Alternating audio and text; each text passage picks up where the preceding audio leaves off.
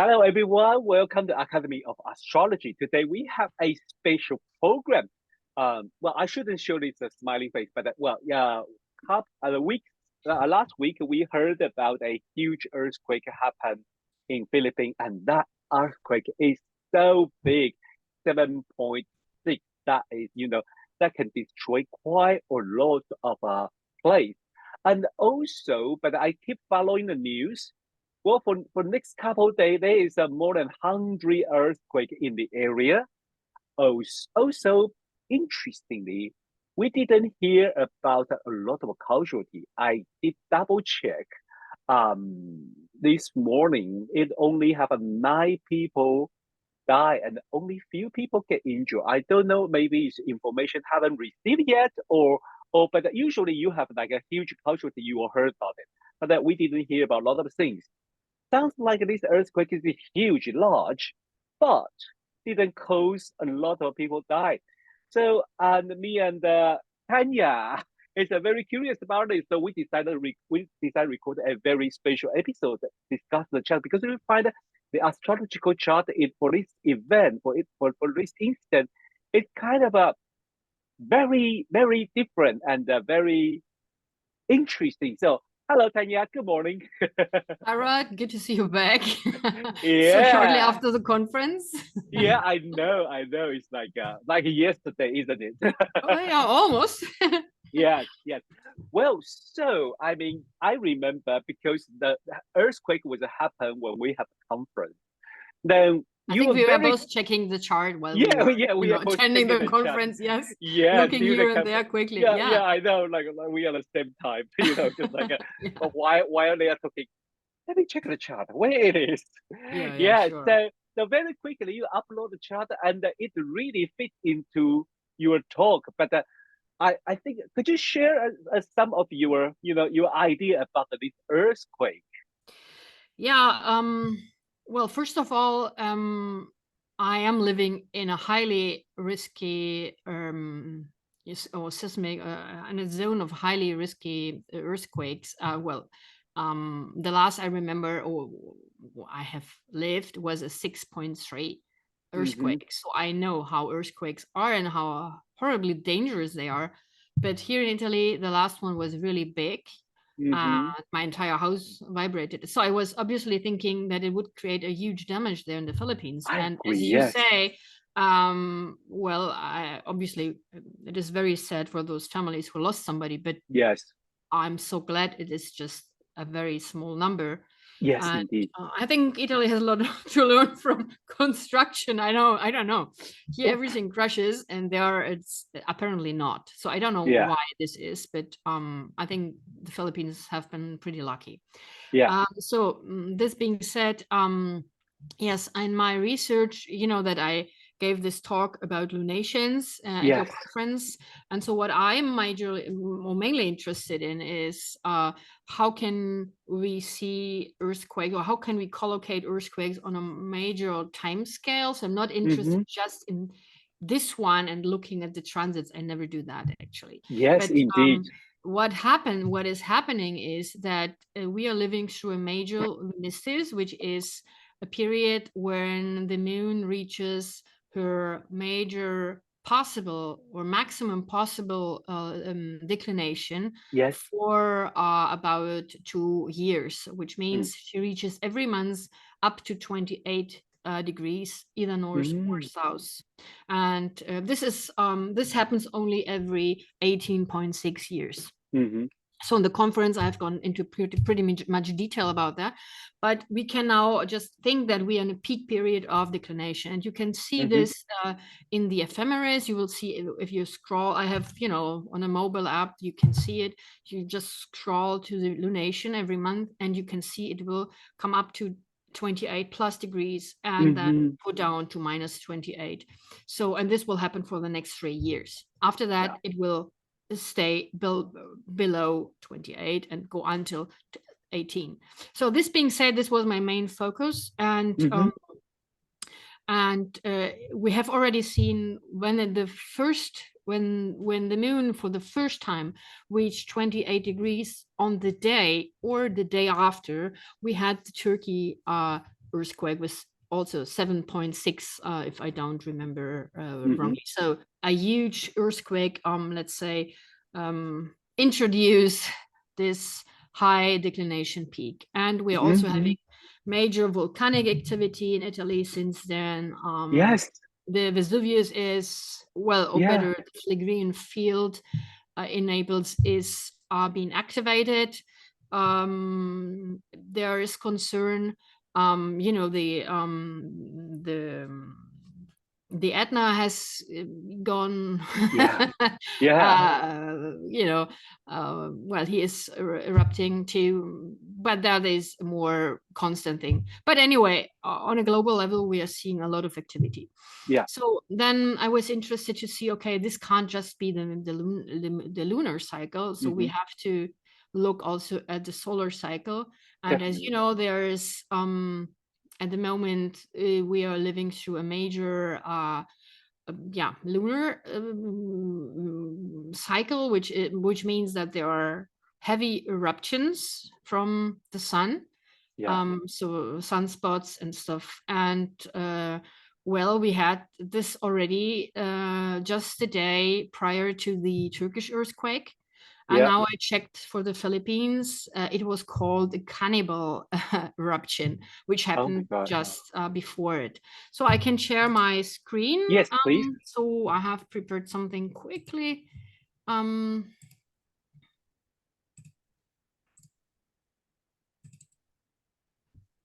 So let's see if you can see this. Yes. Is this there? So okay, this is just it's just work in progress. Mm-hmm. Let me see if I can go to the slideshow and you can see it better. So what I did here is just these here in below, these are the lunation Mm-hmm. peaks, right? This is the Yeah. declination size peak. This is the major lunicity. This is the minor lunicity, Mm-hmm. and this is for a time period which is the same as the thing above, above, from 1992 to Mm-hmm. 2022. So I Mm. just overlap the two graphs, which are obviously Wow. independent, but they happen to be, or the above graph was just for this time frame, so I adapted to the declination cycle. And what I noticed in 1995, Mm-hmm. the minor lunicity exactly coincided with a minor with a solar minimum. Mm-hmm. And now look, our declination is rising. We are now here, and Yeah. this coincides again with a solar maximum, right? Yes. And Yes. obviously nobody knows when the maximum will be reached. True. There is an approximate cycle which is Yeah. about 11 years, which has to do with the inversion Mm-hmm. of the magnetic poles of the sun. So every 11 years it switches from one to the other, and 22 years to make a full round. And obviously we have during this period the lunations will overlap with the solar activity. So this is a very interesting topic, and that certainly needs more research. But Yeah, I found it really definitely. interesting that it happened just it was called, I think I have a graph here. Here, look, just on the right, we will Yes. discuss the rest later.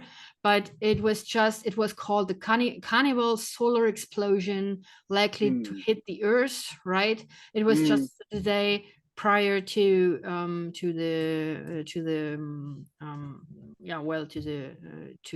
the earthquake of the Philippines.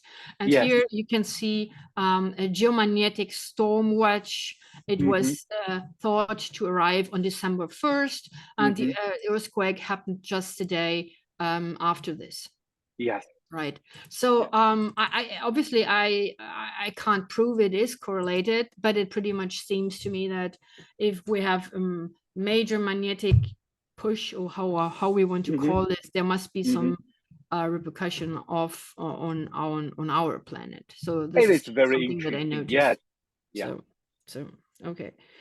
Yeah, so this is well, where one do we want to start with? Do we want to start with the event chart, Rod?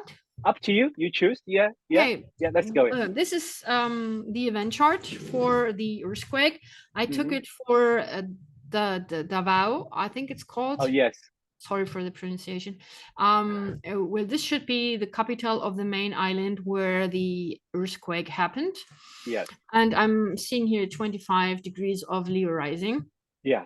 So what I noticed, following my own research, is that all planets, with the only exception of Jupiter and the Moon, are in southern signs, or yes, in signs of that have a southern declination, which is Okay. very interesting to me because these signs are closer to the Earth in some way. And I wonder if this is in some way, in relation to what we have seen. Mm-hmm. Yeah. Obviously, I noticed that the IC is in Scorpio. We Yeah. have Scorpio almost conjunct the Sun, Yes. right? I was a little, surprised. It is a fixed sign on the Mm. IC. But obviously, the ruler of the IC is Mars, and he is Mm. an immutable sign. So he is shaking it, right? Okay. And we see that Mars, at the moment of the earthquake, is squaring Saturn, also an immutable Mm. sign, and in the eighth house. So there is a lot of motion in it. So Mm-hmm. the fixed Earth is getting moved. Okay. Okay. What I also see is that Venus is in the exaltation of Saturn, and Mm-hmm. Saturn is in the exaltation of the Sun. Ah. They are in a version, but with a double exaltation, there is no need Mm. actually to be. But we can Mm. also see that both are in an Antisha aspect, so they are Mm-hmm. all the Antisha sign of each other Uh-huh. by aspect, but almost. You can see the Antisha of Saturn is, let's say 28 degrees, and Okay. well, that is a pretty close aspect, I think. Yes. They Yes. are very, very much into each other, those two planets. Yeah. So basically, we can consider this as a Saturn Venus conjunction or something very similar to Mm-hmm. that. The other benefic, which is maybe also a reason, there is some kind of protection. So Mm-hmm. Yes. always thinking about the only 6 person, right? The victims. Yeah. Also, we see that Jupiter is in the MC. He has no major dignity, but he is in the bounds of the other benefic, and he is Mm-hmm. kind of protecting from above. But he is retrograde, so he hasn't too much influence. Mm-hmm. But he is also linked to Saturn. Mm-hmm. So Saturn is actually in aspect to both benefics, and I think we have seen Ah. what this meant, right? Yeah. Yeah. So yeah, this is just a very quick assessment from what I can see in the event chart. What we see from an horary point of view is that the moon translates from the ruler of the fourth house. Moon is at 11 degrees Leo, Mm-hmm. and she has just separated from Jupiter Mm-hmm. above on the 10th house, and before from Mars. Mm-hmm. So I think this was a reason. There is a kind of, if it was directly from Mars, it would have been Mm-hmm. worse. But there was let's say the helping hand from Jupiter. So we have Mm-hmm. Mars, then Jupiter, and then it was the ruler of the first house where we have the people. So Yeah. I think there is a massive, helping hand there. Yes, definitely. I Yeah. see it from this point of view. Okay, this is what I just saw quickly from our event chart, but I think it is really interesting to see, the ingress charts, and I tried something different this time. I looked at the Mm-hmm. ingress chart, and we will discuss them. You also have the ingress charts, I know. Yeah. But I wanted also to see if there is some correlation with some foundation chart. Yes. Usually do not use them.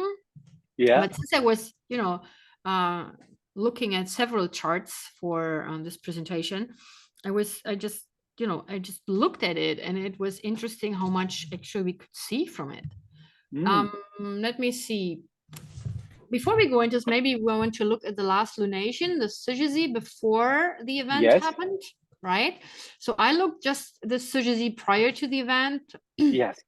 which was a full moon, right? And what I see here is a very important Mars opposing the moon. Yes. Well, that's already pretty telling. We have the I see in Virgo, and it is triggering the exact point of the fourth house. We have the ruler of the fourth house. I mean, Yeah. Okay. which is Mercury, Yeah. with whole 10 houses, but he is also triggering the IC, so we can. There is a very strong connection. Whichever we want to take as our point of view, it is triggering Mercury. And Mercury in traditional astrology is always associated with Saturn and Mercury, right? Yeah. So we see Mercury is in his detriment. He is not really happy there. Yeah, triggering almost everything. Also, the first house of the people.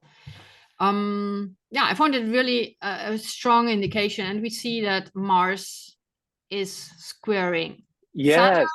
Yes. Yeah. Yes. And yeah, did I forget something? Well, this is yeah, we have Mars in conjunction with Fortune, just sitting on the descendant, right? Yes. And in conjunction with the Sun. So Mars is definitely combust and obviously triggering the Moon in opposition, which is always associated to motion and physical bodies in general. So an interesting chart. Let's see how they are both correlated. So the Mars is almost the same. Now we have it in the 8th house here. Yes. Little further away from the Sun, but still combust, right? But let's say the planets are pretty close to each other, with the exception of the Moon, because the lunation just happened, obviously, shortly before. So, but we see that in the lunation, Mars was opposing the Moon, and now the Moon is in the 4th house, right? And still, now it is trining Mars in the 8th house. So I was interested what we could see in political charts. So let's start with the center. So the center here is the ingress chart, the Aries ingress chart. And what we see, this is for Manila. What we see here, we have a mutable sign rising. Okay. And Abu Mashar tells us when we have a mutable sign rising, then we should cast a chart for each month, but also that we should start counting for the activation in a retrograde fashion. So this would be the first month here, the first house, second month, third month, and so on and so forth. And in December, we would have the 4th house activated, where we find Mars, pretty close to the IC here. Right? So this was interesting to me to see how the ingress chart is activated. Oh yes, with that Mars again. Yeah, there's Mars again, and we will see why Mars is so important. Now this is the ingress chart for just prior to the event in Sagittarius, because we would activate it on a monthly basis. Now here we see the Sun is exactly squaring Saturn in the 8th house and trining the ascendant of the ingress chart. Yeah, and we see obviously Mars very strong in the 4th house. Yes. Right. So Mars is important in every chart that I am looking at. Indeed. You can see it opposing Jupiter. It's a large aspect. It's just a whole sign aspect, but it is, however, there. But maybe that helps, having Jupiter Yeah. on the MC. Not very much dignified, but still there's there is also, he has no aspect to his or her, to his dispositor, which is Venus, so it's not really much, but there No. is still some helping Yeah. here. Also because Venus, the other benefic, is still very strong in her own sign. Yeah. And what I also looked at is, this is, well, you know, when we look at political charts, we Yes. can never be sure which chart actually is the best to use. Yeah. So the Philippines became an independent, or they were recognized as an independent republic in 46. But when I just scrolled through the history of the Philippines, I just became aware that their story as an independent country is older, or they have a longer story, because they first made a proclamation of independence with a pretty good timing, actually, in 1898. So it was let's say, I was just looking how it might, you know, if there was any correlation. Yes. Just try and see. Usually I do not even look at political charts, but I found it interesting. Very I found it interesting. Yes. Oh, it was correlated. And then my idea was, okay, let me see how the independency proclamation is activated by solar, by annual perfection. So what we see here in the inner chart is the proclamation of independency. Sure. Yes. Right. Yeah. And in the outer chart we see the earthquake. And now here I have just the solar revolution. Right. Right. And I was interested from when we activate when we perfect the chart of the Philippine independency, then we have a 6th house activation, right? So this is Mars. Mars becomes the Lord of the Year, and we see Mars in the independency declaration, the inner chart, here in the 7th house. And we see that during the earthquake, Jupiter was almost sitting on Mars. Yes. Look. And now if you look, the Lord of the Year activates by square here 4 degrees of Leo and 4 degrees of Aquarius. Now 3 degrees. 3 degrees of Aquarius. And now when we look at the solar revolution, we see that we have 4 degrees of Aquarius. So this is actually exactly on squaring the natal, or let's say the Mars in the proclamation chart. So Mars in the proclamation, or the independency proclamation chart, is activating exactly to the degree the ascendant of the solar revolution. Of the solar revolution. Wow. In the solar revolution, we see again Mars, which is always the Lord of the Year, in opposition. So there is a repetition of the topic. But here we see that Mars is protected by Venus. Right? You see? It's an applying conjunction. So Venus still has to move there. So it's pretty strong. A pretty strong thing. And we also see that Mars activates 3 degrees of Leo, and we see that the moon is there. Just on the day the moon was moving from that degree a little bit further down during the earthquake. Do we have something in Leo here? Well, look where Mars is in the solar revolution. Where Venus is. It's all activated by the Mars here in the proclamation chart. Tania, I just want to say one thing. I just realized, because when you show me that degree, I was like very, very curious, because I say those degree sounds very familiar. And then I went to check. Okay, because somehow I was usually, this teach me one thing: I should not be lazy. I usually don't check because I'm lazy, so I don't check a lunar eclipse chart. The lunar eclipse on the May is 15 degrees Scorpio.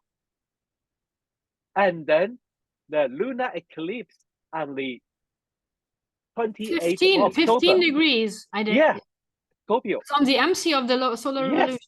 Yes, Wow. and then let me tell you another spooky thing. The lunar eclipse of the October is 5 degree Taurus. On Jupiter, exactly. On Jupiter, and then square on the square there. And on Mars in the proclamation chart. Holy, Look my here. God. Yeah, I just like those degrees sound familiar because yesterday I was teaching my students. So I have least this year's solar eclipse and lunar eclipse. But when I working on this chart, I just too lazy to check lunar eclipse. Then when you show me this chart, I say, wait a minute, those degrees sound so familiar, so familiar. Ouch. Ouch. Maybe I can just draw it up, bring it up the chart while we discuss something of your presentation, No. we can look at it. No. Let you finish this bit. I just look at that degree. It's quite interesting. Yeah, but I found it so interesting. I don't have the time now to. I didn't have the time now to check the other political charts. But this one was really amazing. It just looked out everything. Yes, indeed. You can look where you want, but this Mars, it comes up in every chart. In every chart, this is funny. He is protected by the benefics.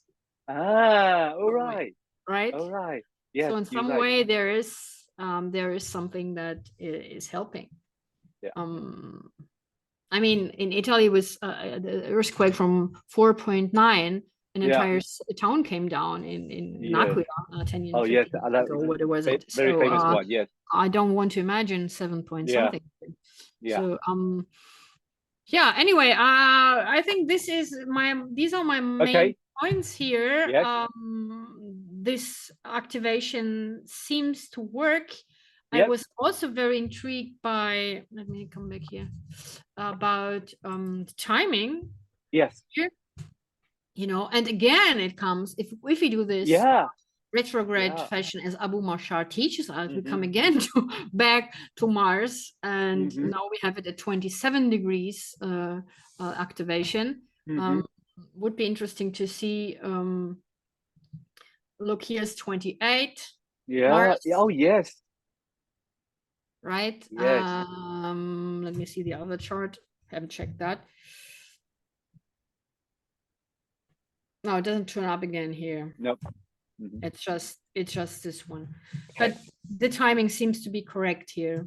Sure. Anyway, so I would be interested now to see the astrocartography. Let's go. You want to do that? Okay, I stop sharing and you go with yours. Let's go. Okay. Well, my major focus is on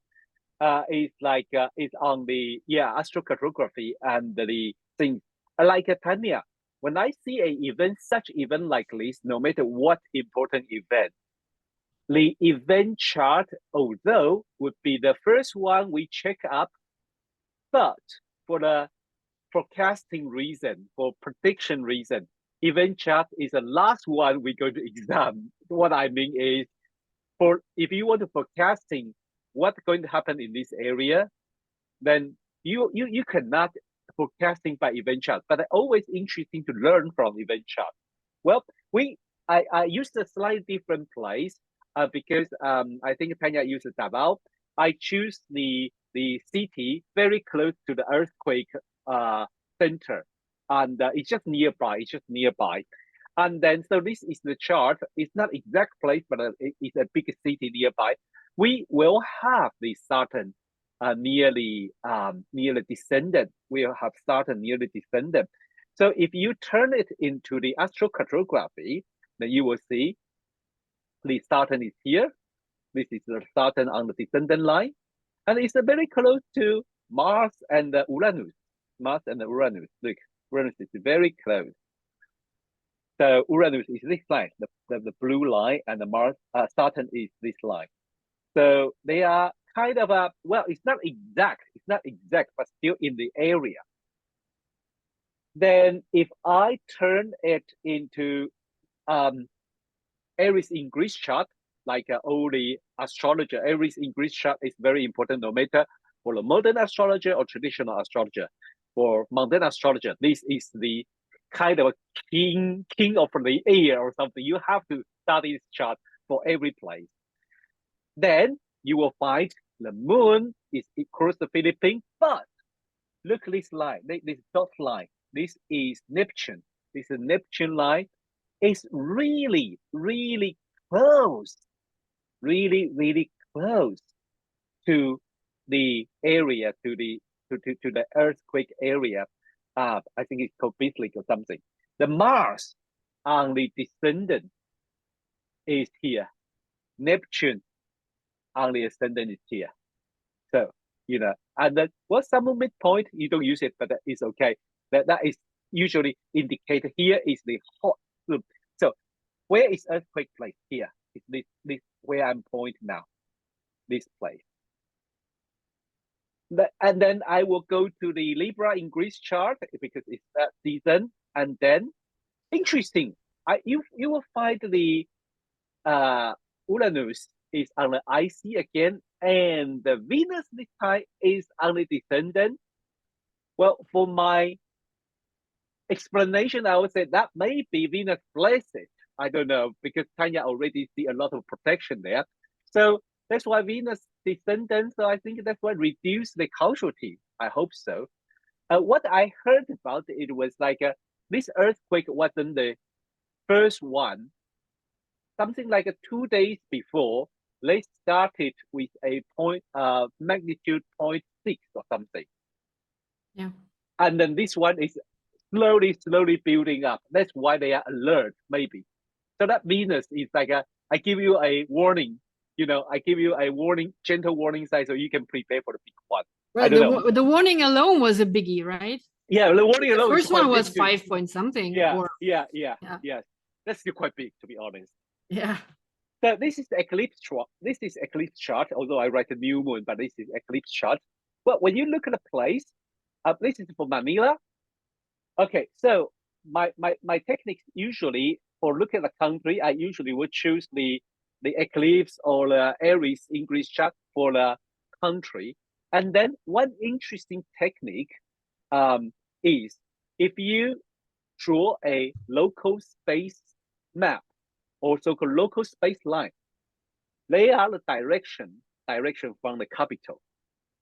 Which area been touched by those planets, those usually troublesome like Pluto, Saturn, Mars, then this area may have problem with capital. Then let's see. This is capital Manila, and we will see the blue-purple line, Uranus, go right through the earthquake place. And in the modern astrology, I know in the traditional it's Mercury, Saturn. In the modern astrology, well, somehow I think Uranus shaking things up, and then Neptune is the mythology link of the earthquake. And then again, if you use the place, I call it Bislick, the town nearby the earthquake, Saturn is on descendant again. Interestingly, and the mutable sign moving. Yeah, right? and the mutable sign, starting in mutable sign. Yes, I agree. I don't know why mutable sign starting in mutable sign plays such a funny thing, but this is interesting. I just got an idea. I would say, well, we just had a Sun Mars conjunction. I don't know why I want to see it. I just like just play with it. Sometimes it's like this. Then I find that the Neptune is right under this ascendant, and if you do this, you will see. Then I move it to Manila, the capital.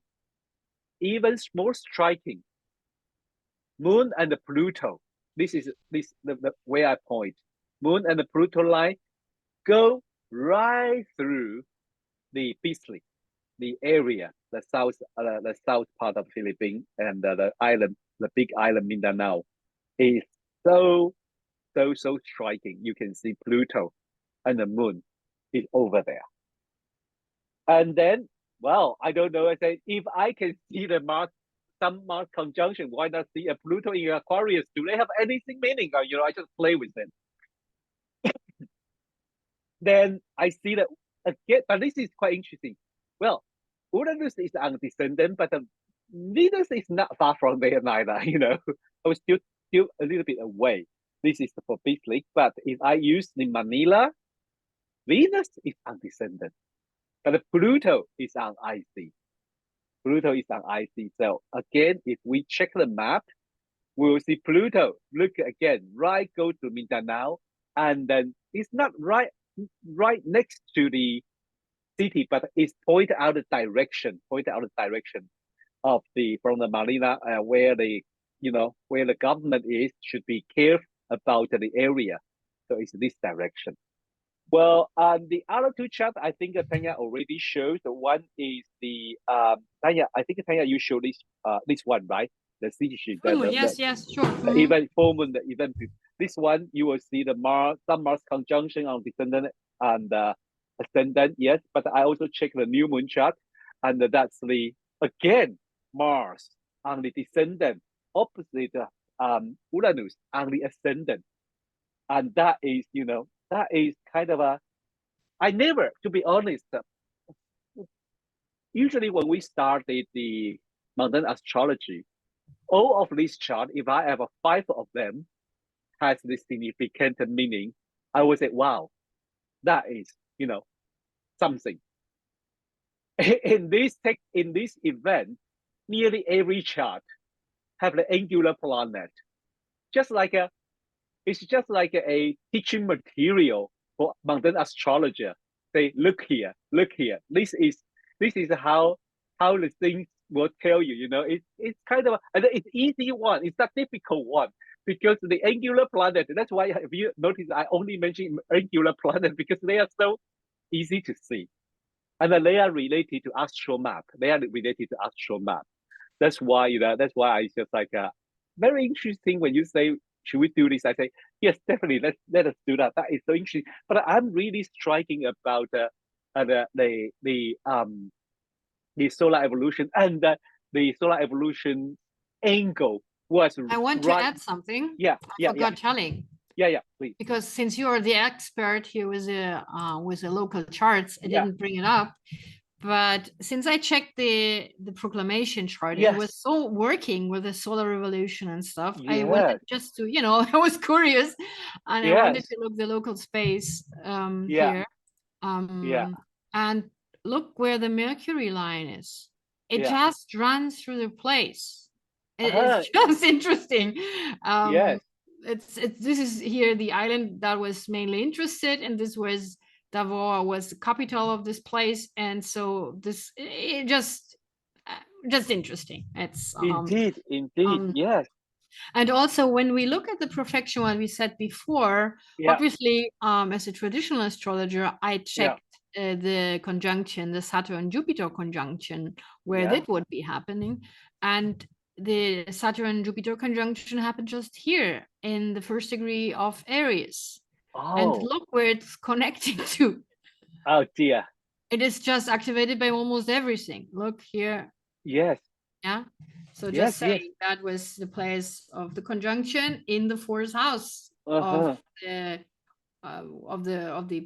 independence chart, and we can see it almost in the other charts too. Yeah. This is the Ingress chart. The conjunction happened to be here. Right? Yep. In trine by whole sign house trine to the IC and Mars. Okay. Right? And we would find it. Let's see where it is here.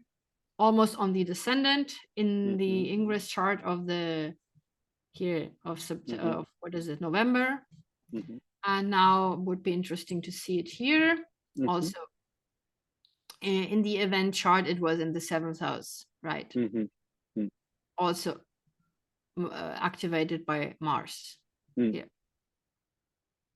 And here by Jupiter at a square, right? So. Yeah, wow. Interesting. Thank you. Yeah, it is very interesting. And this is how Mundane astrology learn. When you are event, you are not just checking on event chart, please. If you are interested in Mundane astrology, don't just do the transit event chart. You always go to be either like a basic chart, country chart, at least, please, or English chart, as most astrologers agree, like every English chart, most doesn't matter traditional astrologer or the modern astrologer. We all use English chart, and then eclipse chart is always bring you big news, big focus on the area. And yes, I think it's so happy to see Tania today. And then, talking about astrology is always fun. Well, I really hope to see you next time, bring something very interesting, especially I know you're working really hard on about your book in the declination. And then I don't want to ask when, but we are starting to counting down. We're really looking forward. This would be something because I agree with you. Somehow, when some astrologer say, why are you looking all those degree? I say, they use it. The ancient astrologer use declination. They use it. But they were just like, well, why are you doing that? Well, just like well, I'm majorly interested in the cycles that you can see. oh, So yes, it is definitely. not just, because this planet has, southern Yeah. declination or whatever. You Yeah, can have a lot of signification by that, yeah. mainly because of, the difference between crooked and straight rising signs. So this is related to speed, right? Mm-hmm. Or if you want to bring up something or down, this is all related. And what is interesting for mundane astrology is I wonder if the southern declination of almost every planet has something to do. If there's a difference, we should, but this is a kind of field of research. I would like to see other charts with huge earthquakes if the planet had you just remind me of one thing. southern or northern declination, just to know, because southern declination is just closer to the Earth. So I wonder if this could have some influence, on the magnetic field or whatever. It might be. Yeah, it could be. It's just field of research. Yeah, you just remind me one thing. I remember early this year we were talking.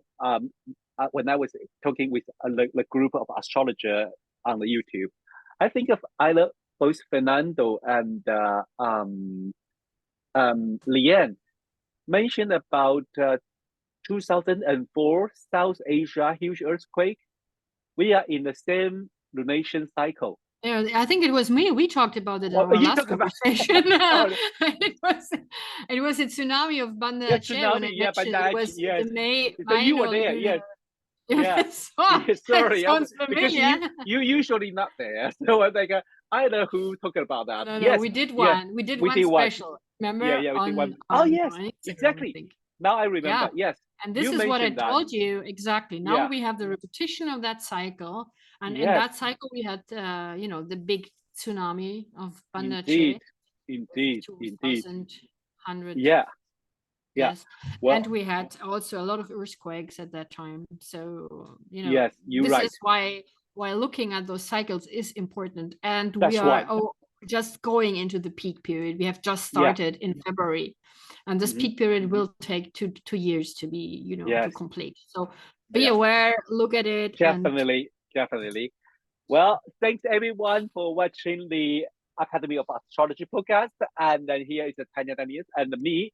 Well, looking forward to see you next time. Bye-bye. Okay. Bye-bye. Bye-bye.